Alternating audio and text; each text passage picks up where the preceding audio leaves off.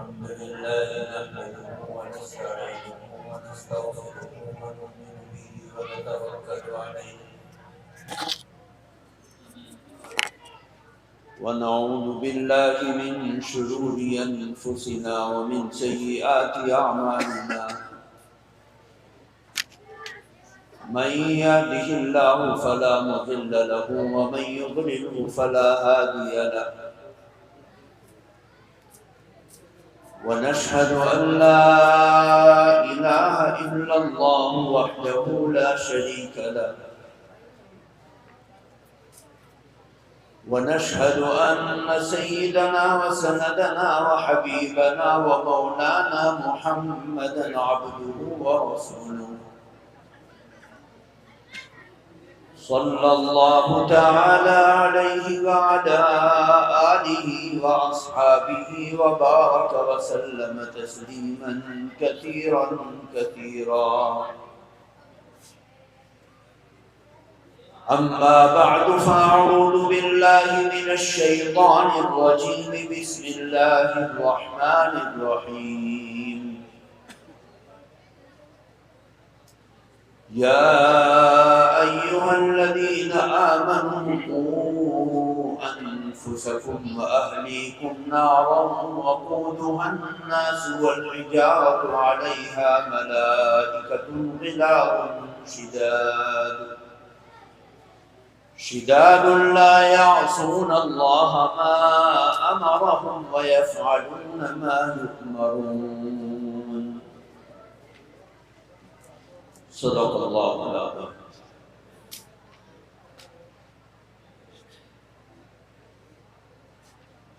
حضرات علماء اعظام اور آج کی اس دینی مجلس میں انتہائی محبت کے ساتھ جمع ہونے والے نوجوان، بزرگ، پیارے بچے، بچیے، پردہ نشین خواتین، آپ حضرات کافی دیر سے اپنے اس قدیم دینی ادارے کی دعوت پر یہاں حاضر ہیں اور بچوں اور بچیوں کے پروگرام کو نعت پڑھنے والے، نظم پڑھنے والے، نثر پڑھنے والے شعراء کی زبان سے اور مقررین کی اصلاحی باتوں کو بغور سماعت فرما رہے ہیں۔ اللہ تعالی ہمارے اس بیٹھنے کو، سننے کو، بولنے کو قبولیت سے مالا مال فرمائے۔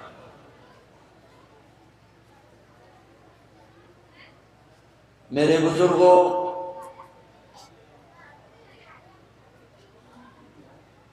اللہ تعالی نے اپنے بندوں کے اندر بہت سی خوبیاں رکھی اور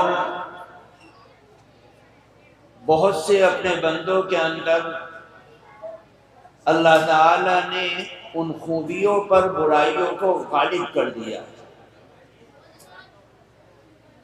کیونکہ انسان کے ساتھ اللہ تعالی نے اس کا دشمن ساتھ ساتھ لگا رکھا ہے، اور وہ دشمن اللہ کے بندوں کو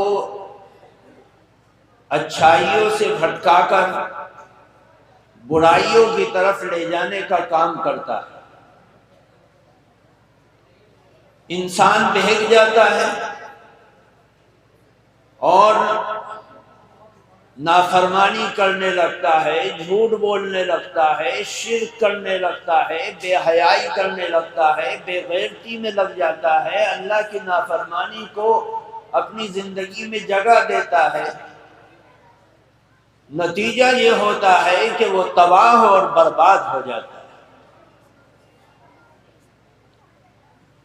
ہمارے علاقے میں اس ضلع کے اندر اللہ تعالی نے دو قسم کے لوگوں کو الگ الگ مزاج کے ساتھ اس ضلع میں رکھا۔ ہم اگر دیکھتے ہیں تو ہمارے ضلع سہارنپور سے آگے جمنا پار کے علاقے میں جو لوگ ہماری ہی قوم کے لوگ رہتے ہیں ان کا مزاج اور انداز الگ ہے۔ پھر ہمارے ضلع کے اندر لائن پار کے جو لوگ ہیں ان لوگوں کا مزاج الگ ہے، اور جو لائن سے ادھر پہاڑ کی طرف رہنے والے آپ حضرات ہیں ان کا مزاج الگ ہے۔ اور اس مزاج کو لوگوں کے اعمال افعال، ان کی سوچ اور فکر، اس سے پہچانا جاتا ہے، اور وہ بخوبی نظر آتا ہے، موقعوں پر نظر آتا ہے، بار بار دکھائی دیتا ہے، اور سمجھنے والا اس کو سمجھتا ہے اور محسوس کرتا ہے کہ ایک ہی طرح کے لوگ ہیں، ایک ہی رنگ و بو اور نسل ہے، لیکن مزاج میں فرق ہے، انداز میں فرق ہے، طور و طریق میں فرق ہے، اور رسم و رواج میں فرق ہے۔ ہم نے دیکھا اور ہم محسوس کر رہے ہیں کہ ہمارے اس اسٹیج پر بچے آئے اور انہوں نے نظم و نثر بھی پڑھی اور مکالمہ بھی بیان کیا اور تقریر بھی کی، قرآن کی تلاوت بھی کی، لیکن اس لائن سے پہاڑ کی طرف جانے والے لوگوں کا مزاج یہ ہے کہ ان میں سے ایک شخص نے بھی ان قرآن پڑھنے والے بچوں کی حوصلہ افزائی نہیں کی، ورنہ عام طور سے پورے ہندوستان کے اندر جس علاقے میں جاؤ اور وہاں پر بچے قرآن کی تلاوت کرتے ہیں، نظم پڑھتے ہیں، نعت پڑھتے ہیں، حمد پڑھتے ہیں، لوگ ان بچوں کی حوصلہ افزائی کے لیے ان کے قدموں میں اپنے نذرانے کو پیش کرتے ہیں، جس سے محسوس ہوتا ہے کہ سننے والے لوگ جیتے جاگتے لوگ، اور یہ اثر ہوتا ہے مٹی کا، مزاج کا، طور و طریق کا، ان کے انداز کا، اور وہ محسوس ہوتا ہے، دکھائی دیتا ہے۔ آپ اپنے علاقے کے مدرسوں کو دیکھ لو اور لائن سے کریں، گنگو کا ہو، تیتروں کے علاقے کے ہوں، نانوتے کے علاقے کے ہوں، ہر جگہ آپ دیکھیں گے آپ کے علاقے کے مدارس کے مقابلے میں وہاں انتر دکھائی دیتا ہے، فرق دکھائی دیتا ہے، اور وہ فرق اس لیے دکھائی دیتا ہے کہ اللہ تعالی نے ان لوگوں کا مزاج آپ کے مزاج سے بالکل الگ رکھا ہے۔ اگر کوئی آدمی اس علاقے کے اندر آ کر لوگوں سے کہے کہ نعرے لگاؤ، تو لوگ نعرہ لگانے کے لیے تیار نہیں ہوں گے، کیونکہ جوش اور جذبات کے معاملے میں ہمارا یہ علاقہ انتہائی ٹھنڈا ہے، اور یہ ٹھنڈک اتنی زیادہ ہے کہ یہاں کے مدرسے ترقی نہیں کر پاتے۔ ان مدرسوں کے اندر جو کچھ دکھائی دیتی ہے چمک، پڑھائی، تعلیم، ہنر، اور یہ رنگ و بو اور قوم کے اندر خوبی جو دکھائی دیتی ہے، وہ صرف اس وجہ سے دکھائی دیتی ہے کہ لوگ ان کی حوصلہ افزائی کرتے ہیں اور مقامی لوگ ٹھنڈے بیٹھے رہتے ہیں۔ آج یہ یقین کرنی پڑتی ہے، اور میں یقین کے ساتھ کہتا ہوں کہ مدرسے کا جلسہ ہے، ساری دنیا کے اندر مدرسے کے جلسوں میں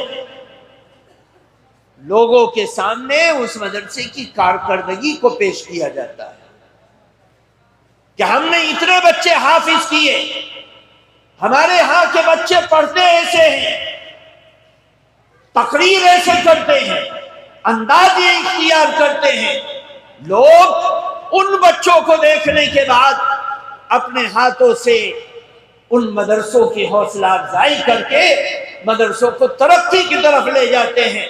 اور میں یقین کے ساتھ کہتا ہوں کہ اس مدرسے کے جلسے کا جتنا خرچہ ہوگا وہ خرچہ پورا نہیں ہوگا، چاہے تم اس سے زیادہ ڈبل آ کے بیٹھ جاؤ، کیونکہ جو جہاں بیٹھا ہے بس چپکا ہوا بیٹھا ہے،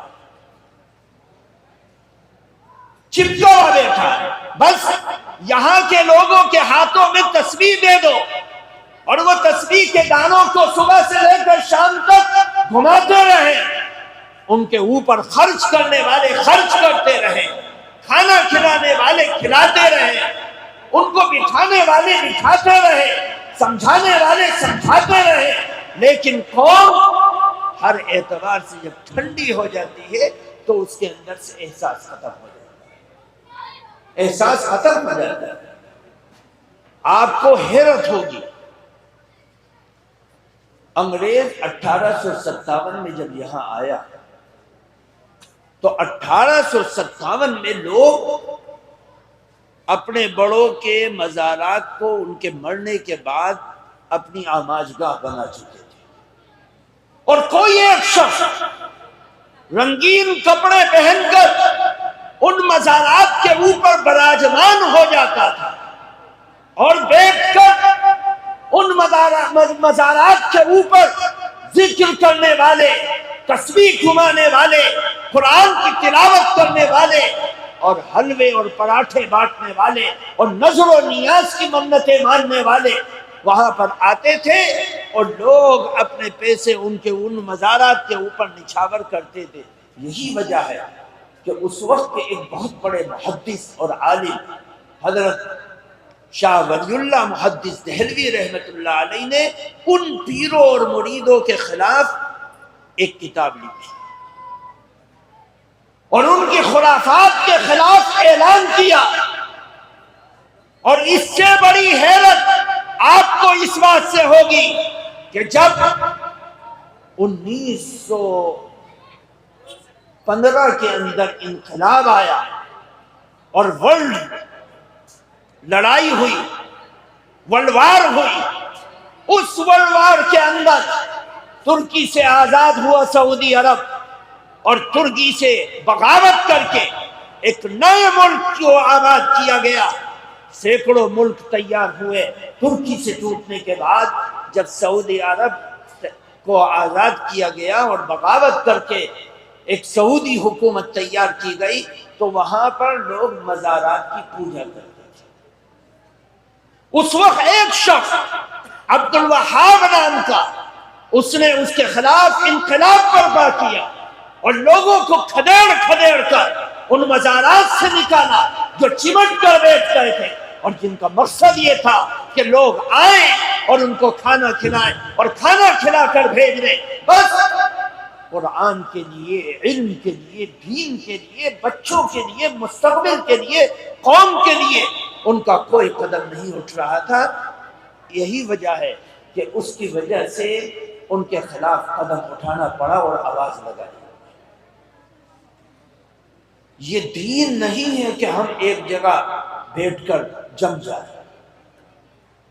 دین اس چیز کا نام ہے کہ آدمی اپنے ٹھیے کو چھوڑے اور نکلے، محنت کرے، لوگوں کو کھڑا کرے، لوگوں کو جگائے، لوگوں کے اندر جذبات پیدا کرے، ان کے اندر ہنر پیدا کرے، ان کے اندر احساس پیدا کرے اور ان کو کھڑا کر دے کہ آؤ، آ کر میدان میں دیکھو، قوم کے حالات کو دیکھو، نوجوانوں کے حالات کو دیکھو، بچوں کے حالات کو دیکھو، بوڑھوں کے حالات کو دیکھو، اپنی بہنوں کے حالات کو دیکھو، اور دیکھ کر اپنی قوم کے مستقبل کو تابناک اور روشن بنانے کے لیے اپنی جوانیاں پیش کرو۔ جان مانگے جان دے دو، مال مانگے مال دے دو، اولاد مانگے اولاد دے دو۔ قوم اللہ جس چیز کو طلب کر رہا ہے اس کو دینے کے لیے بے چین اور بے قرار ہو کر آگے بڑھو۔ جب قوم کے اندر جاگرکتا پیدا ہو، جمعے کی نماز میں دلی کے اندر ایک وردی پہننے والا سجدے کی حالت میں ان پر وار کر رہا ہے۔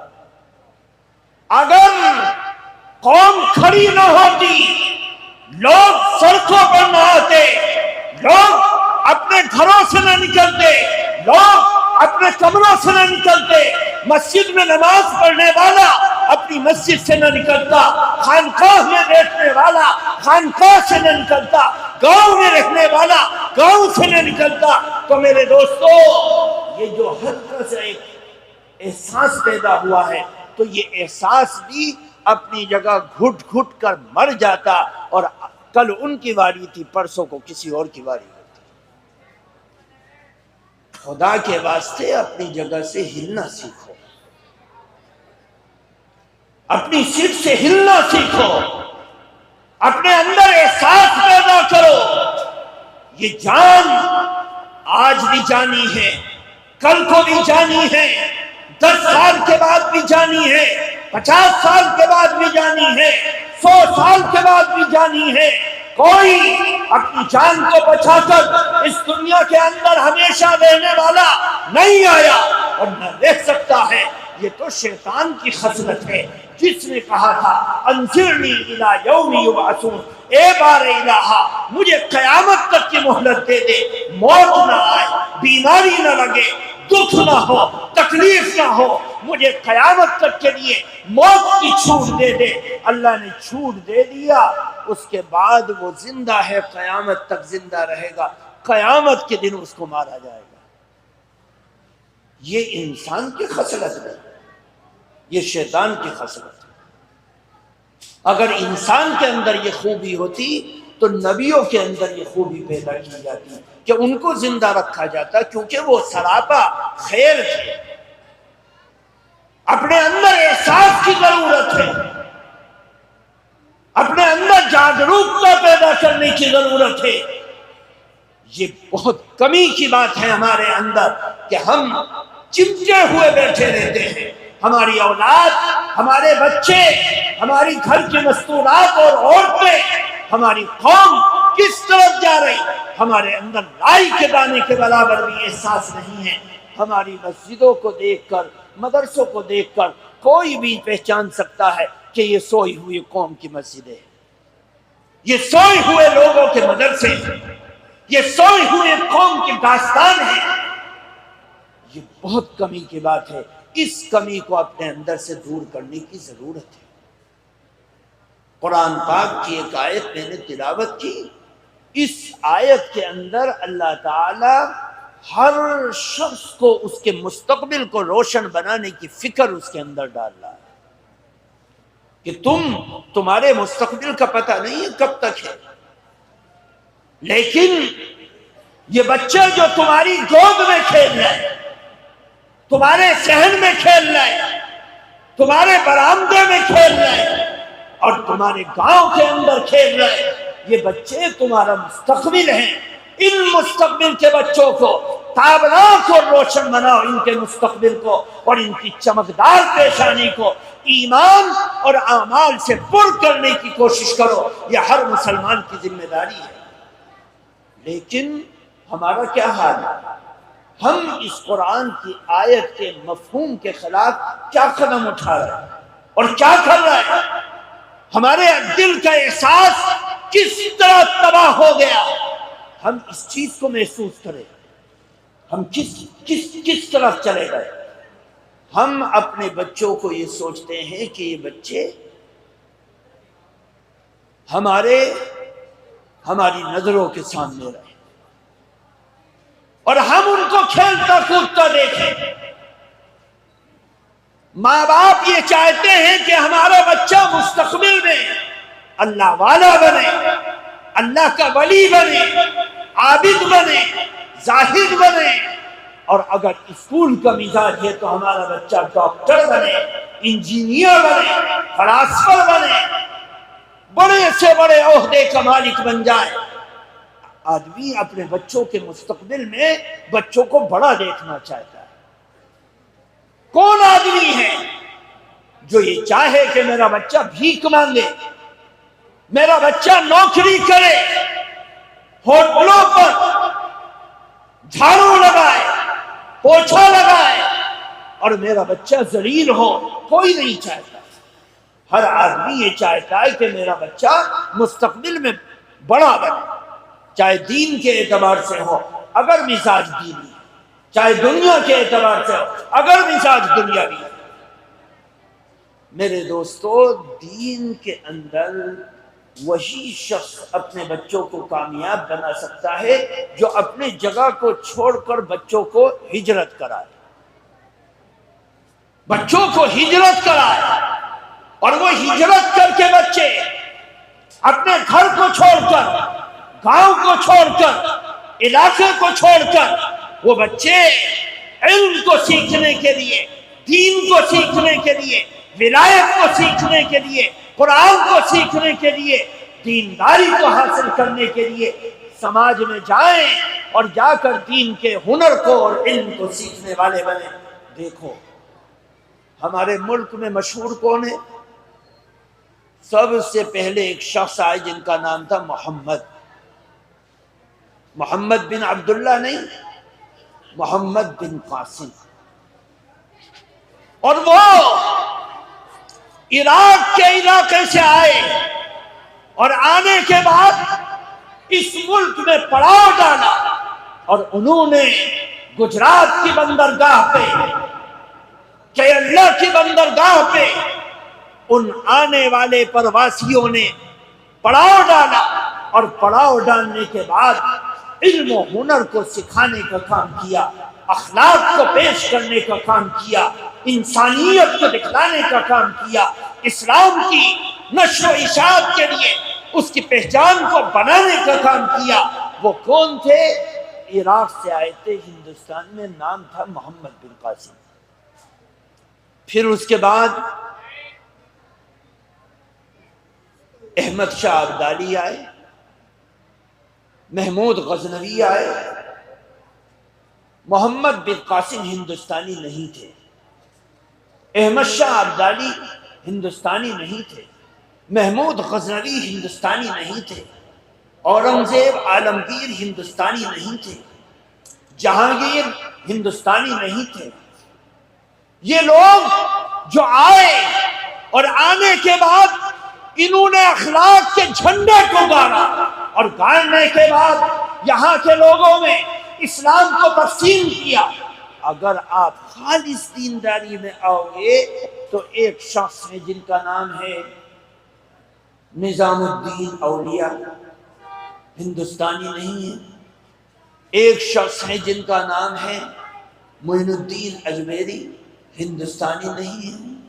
صابر کلیری، ہندوستانی نہیں ہے۔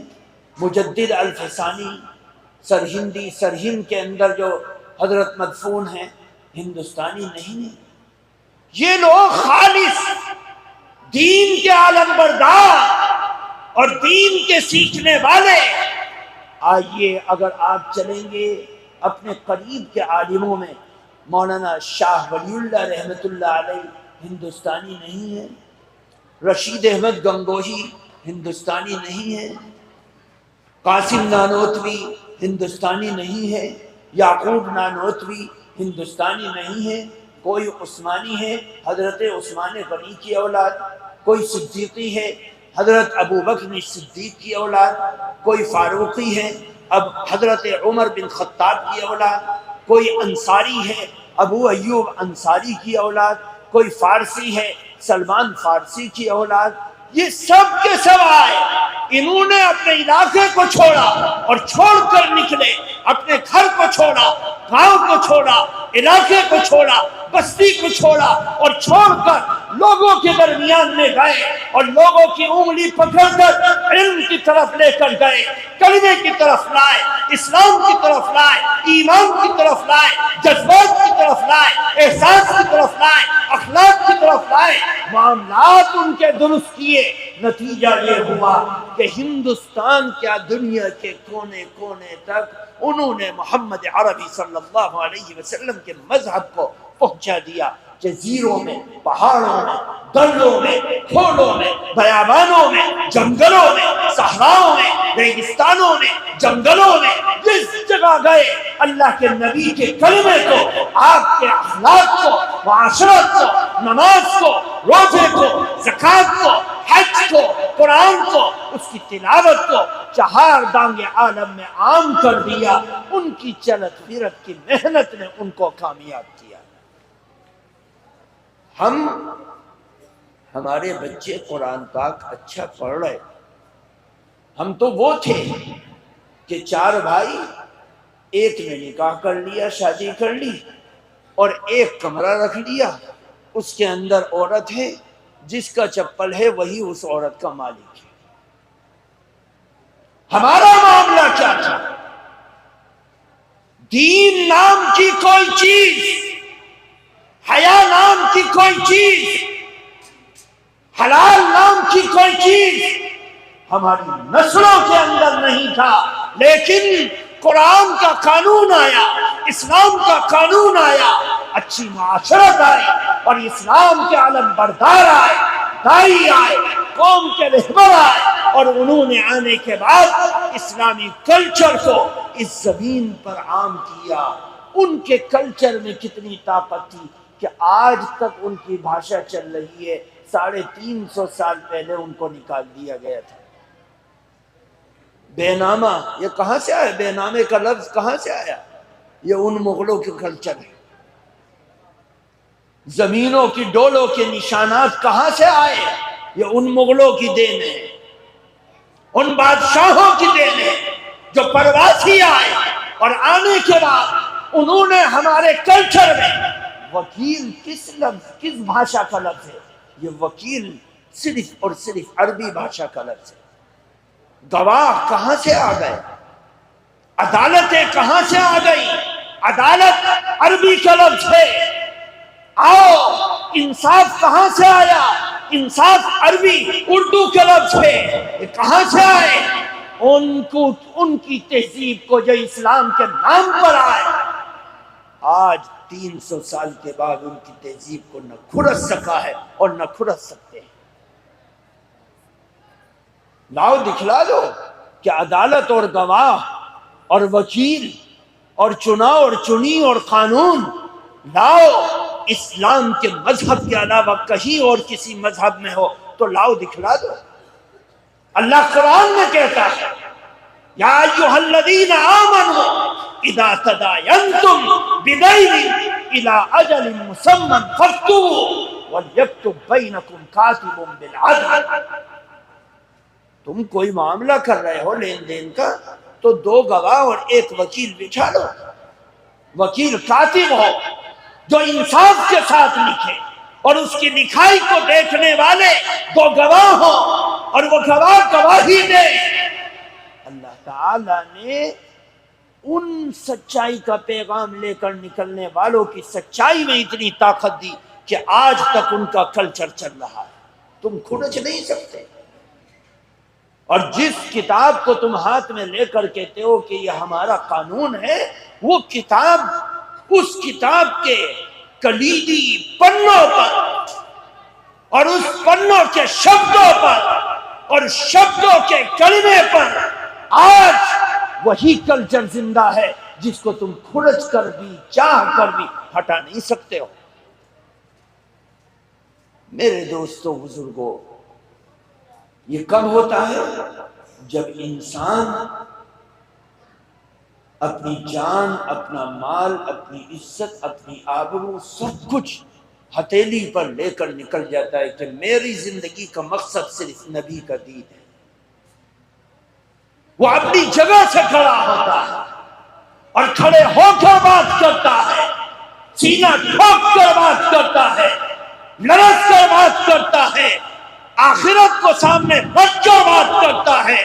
تب انقلاب آتا ہے، اور وہ انقلاب سارے ملک کی زندگی کا سبب بنتا ہے، حیات کا سبب بنتا ہے، مستقبل کو تابناک کرتا ہے، بچوں کی پیشانی کو روشن کرتا ہے، ان کے سینے کو منور کرتا ہے، اور دین کو بقا کا ذریعہ بنتا ہے۔ یہ کب ہوتا ہے؟ جب ماں باپ کی قربانی اولاد کے حق میں قبول ہوتی ہے اور اولاد کی قربانی ان کے حق میں قبول ہوتی ہے اور اولاد کی محنت ماں باپ کی مغفرت کا ذریعہ بنتی ہے. لیکن یہ کب ہوگا؟ جب آپ اپنا مزاج بدلیں، آپ اس جمود سے باہر آئیں گے، اپنے اندر احساس پیدا کریں گے، اپنے اندر یقین پیدا کریں گے، اپنے اندر جوش پیدا کریں گے اور جوش کے ساتھ احساس پیدا کریں گے تو یاد رکھو پھر آپ کے اندر وہ احساس پیدا ہوگا جس احساس کے ذریعے سے آپ کے بچوں کا مستقبل روشن ہو جائے گا، روشن ہو جائے گا. صرف مقصد یہ نہیں ہے ان مدرسوں کا. اگر کوئی شخص یہ سمجھتا ہے کہ مدرسوں کے قائم کرنے کا مقصد چند حافظ بنا دینا، وہ مکار ہے، ان کے مقاصد کو نہیں سمجھا. مدرسوں کے بنانے کا مقصد یہ کہ عالم بنا دینا، بالکل وہ مقصد کو نہیں سمجھا. مدرسوں کے بنانے کا مقصد صرف یہ کہ داڑھی رکھنے والے اور سر پر ٹوپی لگانے والے پیدا کر دینا نہیں. مدرسوں کے بنانے کا مقصد یہ ہے کہ قوم کو دین کے اوپر جان اور مال ہتھیلی پر دے کر کھڑا کر دینا، ان کے اندر احساس پیدا کر دینا. ورنہ اگر 500 بچے حافظ قرآن، 500 بچے مدرسے کے اندر آتے ہیں تو ان 500 بچوں میں سے سارے کے سارے 500 بچے داخل ہونے کے بعد کامیاب ہو جائے، یہ دنیا کی کسی بھی مدرسے میں نہیں ہوتا، کسی بھی مدرسے میں نہیں ہوتا. 500 بچوں کا مدرسوں میں داخلہ لوگے تو 400 بچے رہ جائیں گے، 100 بھاگ جائیں گے. پھر 400 میں سے 25% بچے ناکام ہو جائیں گے، جو پڑھ نہیں سکتے، یاد نہیں کر سکتے، کن ذہن ہے، ذہن نہیں چلتا، طبیعت نہیں چلتی، فطرت نہیں چلتی، کھیل اور کود میں رہتے ہیں، کنٹرول میں نہیں ہوتے. زمانہ بدل گیا، مزاج بدل گیا. اب ان میں سے بچے جو 300 بچے وہ محنت کرتے، ان 300 میں سے صرف اور صرف 100 بچے، 25% بچے ایسے ہوتے ہیں جو حافظ قرآن بن جاتے ہیں. پھر حافظ ہونے والے بچوں میں 25% ایسے بچے رہتے ہیں جو عالمیت کی طرف چلتے ہیں. پھر ان عالمیت کے راستے پر چلنے والے 25% ان میں سے بچتے ہیں. 100 بچے حافظ ہوئے تو 25 عالم بننے کی طرف چلے. اب 25 میں سے 25% بچے ایسے ہیں، یعنی 6 بچے ایسے ہیں جو پورے عالم بن پاتے ہیں. پھر ان پورے عالموں میں 6 بچوں میں سے بھی 25% بچے ایسے ہیں جو علم کے میدان میں کام کرتے ہیں، ورنہ عالم بننے کے بعد کار چلاتے ہیں، دکان پر بیٹھ جاتے ہیں، کاروبار میں لگ جاتے ہیں. یہ مختصر سی رپورٹ بن کر تیار ہوتی ہے. جو مدارس کے اندر پڑھنے پڑھانے والے لوگ ہیں، یہ ان 25 میں سے 25 میں سے 25 میں سے گھٹ گھٹ کے یہ 6 بچے بچتے ہیں، یہ 6 بچے بچتے ہیں. 500 میں سے یہ 6 بچے نکل کر آتے ہیں اور ان 6 میں سے 25% بچے وہ نکل کر آتے ہیں جو مفتی بنتے ہیں، آگے پہنچتے ہیں. صرف ایک بچہ ایسا بچتا ہے جو ایک بچہ 500 میں نگینہ بن کر سامنے آتا ہے، جو آخر تک پہنچتا ہے. مقصد صرف اور صرف یہ نہیں. اگر کوئی کہنے لگے کہ 500 میں سے ایک نکلے باقی سب ناکام ہو گئے، نہیں، یہ 500 کے 500 کامیابی کی طرف چل رہے ہیں. جس نے مدرسے کے اندر قدم رکھا اور کلمہ درست کیا، اخلاق درست کیے، وقت لگایا، قرآن سیکھا، نماز سیکھی، روزہ سیکھا، عقائد سیکھے، عبادت سیکھی، طہارت سیکھی، معاشرت سیکھی، معاملات سیکھے. یہ یاد رکھو، یہ بچہ جو جتنا وقت اپنا مدرسے کے اندر لگا رہا ہے، دین کے ذریعے سے اپنی پیشانی کو چمکدار بنا رہا ہے. عالم ہونا مقصد نہیں ہے، یہ تو فرض کفایہ ہے. مفتی ہونا مقصد نہیں ہے، یہ فرض کفایہ ہے کہ 1000 میں کوئی ایک مفتی بن جائے، ٹھیک ہے، بس سب کے اوپر سے اتر گیا. لیکن 1000 میں سے 1000، لاکھ میں سے لاکھ، سب کو ایمان والا بننا، عبادت والا بننا، قرآن والا بننا، دین والا بننا، نبی والا بننا، اسلام والا بننا. ہر ایک کے لیے 1,00,000 میں سے 1,00,010 ہر ایک کو سچا پکا مسلمان بننا ضروری ہے، جس کی محنت یہ مدرسے کرتے ہیں.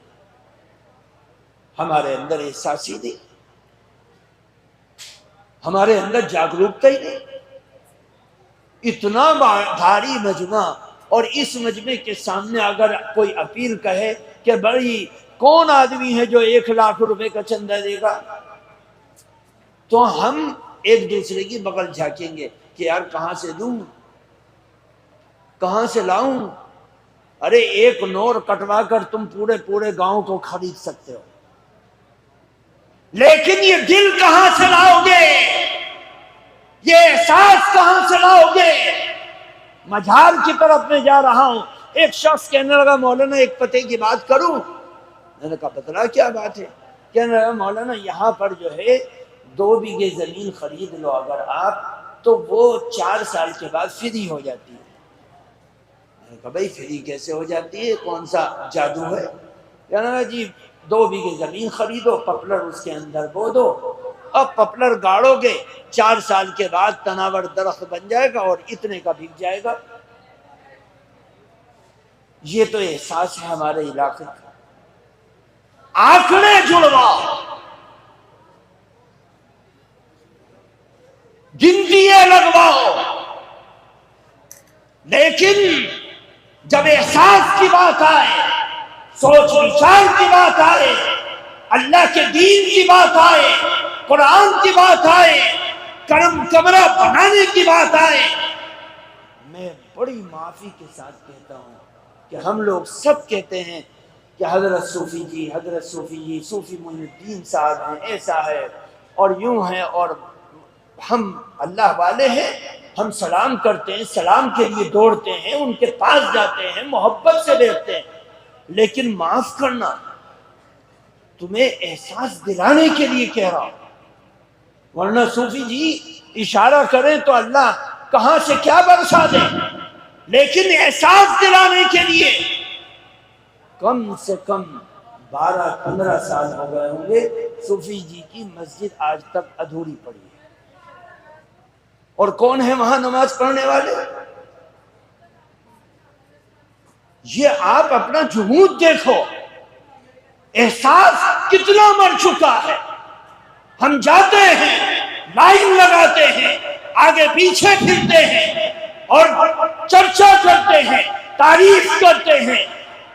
ایسا لگتا ہے یہ تعریفیں صرف منہ پر ہیں، پیچھے نہیں ہے. یا ہم سو چکے ہیں، مر چکے ہیں.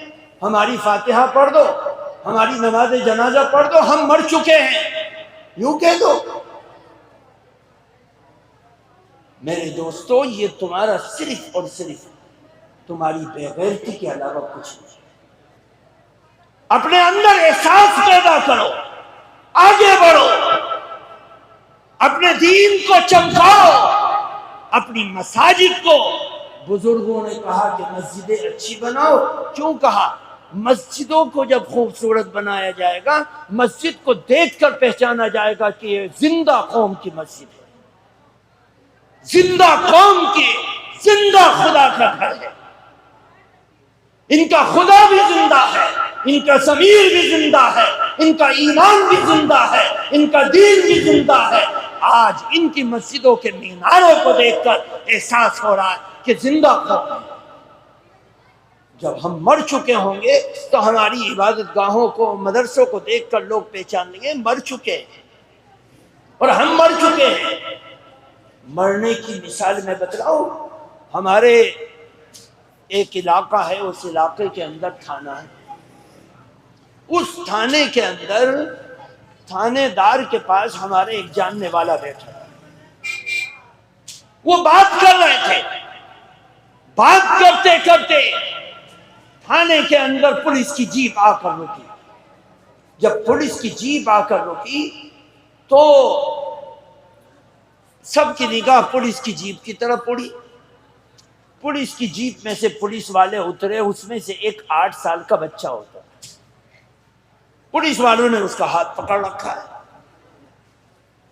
جو ہمارا جاننے والا بیٹھا تھا اس کے پیروں کے نیچے سے زمین نکل گئی کہ یہ 8 سال کا بچہ۔ تھانے دار نے کہا کہ یہ کیا بات ہے، یہ بچے کو کیوں لائے؟ تو پولیس والے ہنسنے لگے اور کہنے لگے کہ سر یہ بچہ ہم لائے ہیں، ہم نے اس کو رنگے ہاتھوں پڑیا بیچتے ہوئے اور دیتے ہوئے دیکھا ہے، اور وہ پڑیا بھی لے آئے۔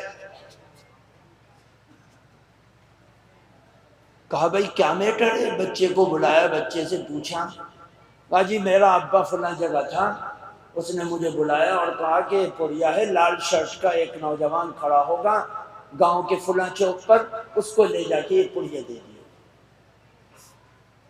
گاؤں میں مخبری کرنے والے ہوتے ہیں، ہم اتنا احساس مر چکا ہے، دین مر چکا ہے، قوم کے اندر سے منکر اور اللہ کی بغاوت کا جذبہ اتنا عام ہو گیا کہ ہم اپنے گود میں کھیلنے والے بچوں پر ظلم کر رہے ہیں، ان کے ایمان پر ظلم کر رہے ہیں، ان کے احساس کو قتل کر رہے ہیں، ان کے دین کو تباہ کر رہے ہیں۔ یہ نہیں سمجھ رہے ہیں کہ یہ 8 سال کا بچہ جس کے ہاتھ میں ہم پڑیا دے رہے، اس کے مستقبل کو ہم روشن کرنے کے بجائے تباہ کر رہے، برباد کر رہے، اس کو منکر پر لگا رہے، گناہ پر لگا رہے، اللہ کی نافرمانی پر لگا رہے۔ یہ احساس ہمارے بچے کے باپ کے دلوں میں پیدا نہیں ہوا، صرف پیسہ رہ گیا، پیسہ پیسہ پیسہ پیسہ پیسہ پیسہ پیسہ، اسی کے اندر ہم تباہ ہو رہے ہیں۔ یہ جو کچھ زمین کے اوپر فساد برپا ہو رہا ہے یہ بلا وجہ نہیں ہو رہا۔ عقل مند آدمی اپنے گریبان میں جھانک کر دیکھے، اللہ کا قرآن کہتا ہے ما اصابکم من مصیبت فبما کسبت ایدیکم، کہیں کہتا ہے ظہر الفساد فی البر والبحر بما کسبت ایدی الناس، اور یہ دور کی بات نہیں، ہمارے علاقے کی بات ہے۔ اگر گاؤں کا نام لیا جائے تو ہم میں سے ہر ایک کہے گا میری فلاں رشتہ داری وہاں پر ہے، فلاں رشتہ داری وہاں پر ہے، فلاں رشتہ داری وہاں پر ہے، اور میں اتنی مرتبہ وہاں جا چکا ہوں، لیکن گاؤں کا نام میں نہیں لوں گا۔ سوچنے کا مقام۔ جماعت والے آئے اور چوکھٹ پہ آ کر کھڑے ہو گئے، اندر کنڈی کھٹکھٹائی، بھائی اللہ والے آئے ہیں دین کی بات سنانے کے لیے۔ بچہ آیا، بچے سے کہا بھائی کوئی بڑا ہو اندر سے بلاؤ، تمہارے ابا ہوں گے اندر سے بلاؤ۔ وہ اندر جائے گا اور باپ بیٹھا ہوگا، بڑا بھائی بیٹھا ہوگا، چچا بیٹھا ہوگا، تایا بیٹھا ہوگا، اور وہ سر عام اپنے بچوں سے کہہ دیتا ہے کہ جاؤ جا کے کہہ دے کہ اندر کوئی نہیں ہے، کام پہ گئے نہیں۔ تم کیا احساس دے رہے ہو اپنے بچوں کو؟ کیا سکھلا رہے ہو؟ کیا اخلاق دے رہے ہیں؟ کیا ان کے اندر ایمانی قوت پیدا کر رہے ہیں؟ کیا ان کے اندر سچائی کو بھر رہے ہیں؟ نہیں، ہم اپنے بچوں کی عادت کو خراب کر رہے ہیں، ان کو جھوٹ کا عادی بنا رہے، ان کے اندر احساس پیدا۔ ایک شخص آیا، حضرت امام ابو حنیفہ رحمۃ اللہ علیہ کے پاس ایک عورت آئی، اس نے کہا کہ حضرت آپ میرے بچوں کو نصیحت کیجیے۔ کہا کیا نصیحت کرنی ہے؟ کہ میرے بچہ بہت میٹھا کھاتا ہے، بیمار پڑ جائے گا، اس کو نصیحت کیجیے کہ میری بات مانے اور میٹھا نہ کھائے۔ امام ابو حنیفہ رحمۃ اللہ علیہ نے کہا کہ آج نہیں کل آنا تو۔ وہ دور سے آئی تھی، پھر واپس گئی، 1-2 دن کے بعد پھر وہ آئی، اور آنے کے بعد پھر کھڑی ہو گئی۔ کہ حضرت میں دعا کے لیے آئی. کہا کیا دعا کرنی؟ کہا میرے بچہ میٹھا بہت کھاتا ہے، مجھے ڈر ہے کہ بیمار نہ پڑ جائے، آپ اس کو سمجھائیے کہ میں منع کرتی ہوں کہ میٹھا نہ کھا، یہ نہ کھائے. تو امام صاحب نے اس کو قریب بلایا اور فرمایا بیٹے تیری ماں تجھے منع کر رہی ہے، میٹھا نہ کھایا کر، میٹھا کھانے سے بچے بیمار پڑ جاتے ہیں، تمہیں جیسے ماں سمجھا رہی ہے ایسے ہی سمجھو، میں بھی دعا کروں گا اور آئندہ میٹھا مت کھا. وہ عورت بڑی شرمندہ ہوئی اور بڑا احساس اس کے اندر پیدا ہوا. اس نے کہا امام صاحب آپ نے 2 سیکنڈ کے اندر 2 باتیں بتلا دی، یہ 2 باتیں آپ کل بتلا دیتے، میں 10 میل سے سفر کر کے آئی ہوں، اس دن بھی آئی اور آج بھی آئی، میرا گھنٹوں لگ گیا اس کے اندر، صبح سے لے کر شام تک میں اپنے گھر سے نکلی اور اب واپس جاؤں گی. اگر یہی 2 باتیں کہنی تھی آپ پرسوں کہہ دیتے، آپ نے دوبارہ کیوں بلایا؟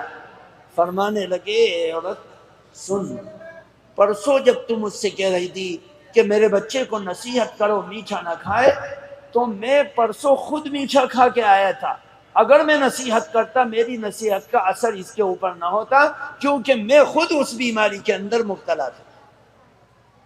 آج میں نے میٹھا نہیں کھایا، اب میں اس کو سمجھاتا ہوں، میری یہ بات اس کے اوپر اثر کرے گی اور اس کے اندر احساس پیدا ہوگا. آج بہت سے ماں باپ آتے ہیں اور یہ کہتے ہیں کہ مولانا صاحب آپ ہمارے بچے کو سمجھائیے، یہ موبائل بہت دیکھتا ہے،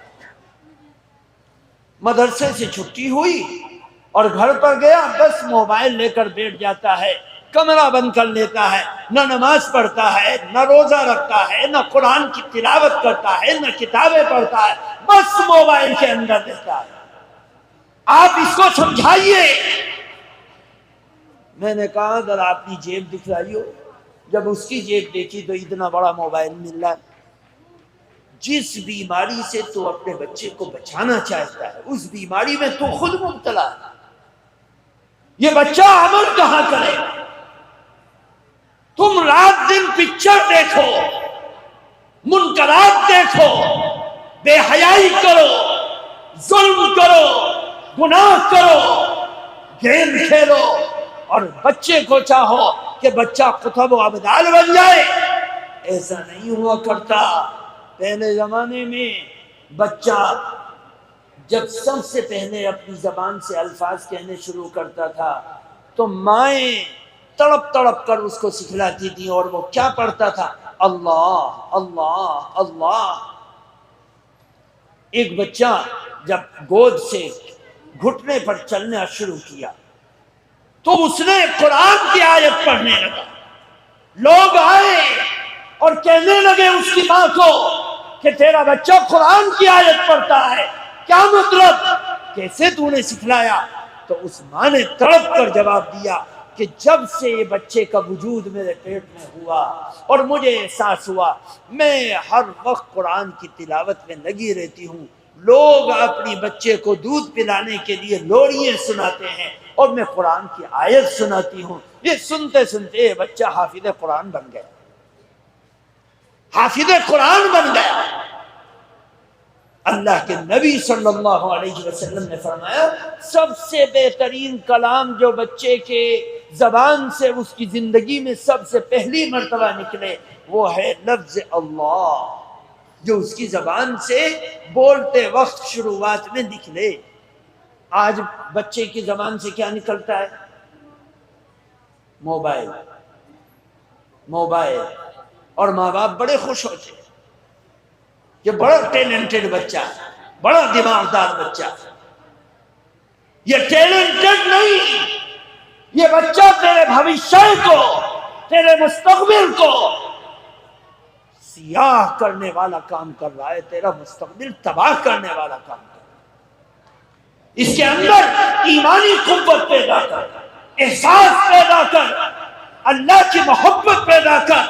اس کا مثال ایمان والا، عمل والا، سچائی والا اس کو پیدا کرنے کی ضرورت ہے، اور وہ جبھی پیدا ہوگا سب سے پہلے ماں باپ کو اپنی زندگی کو تبدیل کرنا پڑے گا، اپنے اندر احساس پیدا کرنا پڑے گا، اپنے اندر حیا پیدا کرنا پڑے گا، اپنے اندر ایمانی قوت پیدا کرنی پڑے گی۔ اس کے بعد اللہ تعالی ایسا انقلاب اس کی زندگی میں لائے گا کہ اس کے بچے دیندار بنیں گے، حیادار بنیں گے، ایمان والے بنیں گے۔ میرے دوستوں، بزرگوں، میری پوری تقریر کا خلاصہ صرف اور صرف یہ ہے کہ اپنے اندر دین کا احساس پیدا کریں، دین کا احساس پیدا کریں، اپنے اندر دین کی محبت پیدا کریں، اپنے اندر انقلاب پیدا کرنے کا جذبہ پیدا کریں، اپنے اندر حیا اور پردہ پیدا کرو، اپنے اندر قوم کی محبت پیدا کرو کہ قوم کے اندر احساس پیدا ہو جائے، قوم کے اندر جاگروکتا پیدا ہو جائے، قوم کے اندر حیا اور پاسداری پیدا ہو جائے۔ جب قوم کے اندر احساس پیدا ہوگا تو سب چیزیں آٹومیٹکلی درست ہوتی چلی جائے گی۔ اگر مثال دینے پر آؤں تو لاکھوں مثالیں دنیا کے تختے پر موجود ہیں، بہت سی مثالیں دینے کی ہیں اور بہت سی مثالیں نہ دینے کی، لیکن جو مثالیں ہیں، کوئی بھی قوم عروج کو جب تک نہیں پہنچی جب تک اس کے اندر بیداری نہیں آئی۔ بیداری پیدا کرنا پڑے گا، احساس پیدا کرنا پڑے گا، اپنے آرام و آسائش کو تباہ کرنا پڑے گا، اور سب کچھ اللہ کے دین کے لیے قربان کرنا پڑے گا۔ جب دیکھنا اللہ کی طرف سے نصرت اور محبت آئے گی۔ اللہ تبارک و تعالی کہنے سننے سے زیادہ ہم سب کو علم و عمل کی سعادت نصیب فرمائے۔ سبحان اللہ و بحمدہ، سبحانک اللہم و بحمدک، ونشہد ان لا الہ الا انت ونستغفرک ونتوب الیک۔ حضرت صوفی جی یہاں تشریف فرما ہے، میں ان سے درخواست کروں گا کہ حضرت آئیں گے، انشاءاللہ بیان بھی کریں گے اور تقریر بھی کریں گے اور انشاءاللہ دعا بھی کروائیں گے۔ آپ کی مستجاب دعاؤں پر انشاءاللہ یہ مجلس اختتام کو پہنچے گی۔